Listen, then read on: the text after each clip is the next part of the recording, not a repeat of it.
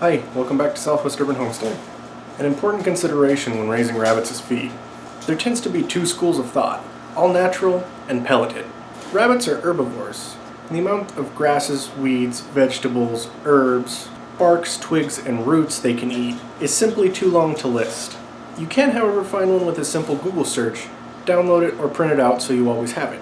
The most important consideration, however, is to never ever feed anything spoiled, fermented, or moldy to your rabbits, as it will be toxic to. I feed my rabbits pelleted feed because it is easy and inexpensive. Pelleted feed is consistent in ingredients and nutrients, and is the most economical and fastest way to grow rabbits for meat. Additionally, many now contain copper sulfate, which helps prevent intestinal parasites. You should never buy feed from a pet store, as you will pay the same amount for a 10-pound bag as you would for a 50-pound bag from the feed store. There are many opinions on what brand is best. I believe in finding what works best for you and your animals. I personally use ManaPro. It cost me around $17 for a 50-pound bag. It's 16% protein and 16 to 21% fiber. It has an alfalfa meal base, contains no corn, and the quality of the pellets is excellent. It does, however, contain soybean meal. I am still searching for information on this, but being as that it's soy, I automatically assume that it's a GMO. I will be contacting ManaPro in the near future to try and find out for sure if it's GMO or not.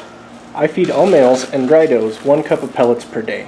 Pregnant, lactating does, and growing kits are fed free choice pellets until 12 weeks of age.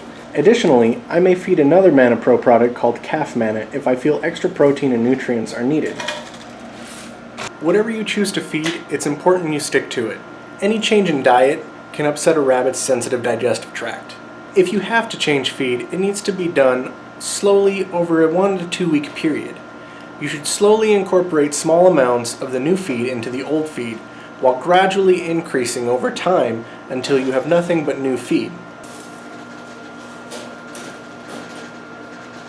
If you feed pellets, a forage such as hay is not needed, as pellets are mostly alfalfa. However, if you wish, you can feed forage.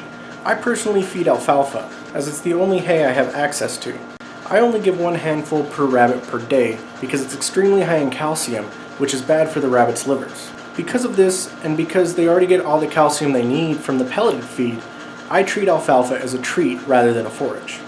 Other choices for forage are timothy, orchard hay, or Bermuda grass. Because I have no experience with the former two, I'll choose not to speak about them. I have, however, had experience with Bermuda grass. I once found 3-string bales for half of what I'd pay for a 3-string of alfalfa, so I decided to try it. Most of it ended up in the compost as the rabbits generally turn their nose up at it. Needless to say, I haven't tried Bermuda since then. Treats are things that are extremely high in sugar, such as fresh or dried fruits. I have an abundance of banana peels in my house. So every few days, my rabbits get a treat of banana.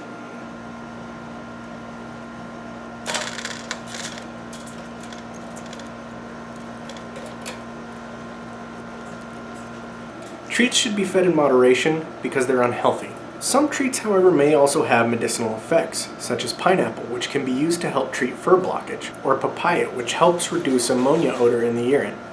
Whatever you choose to feed, use as forage, and to treat with is completely up to you.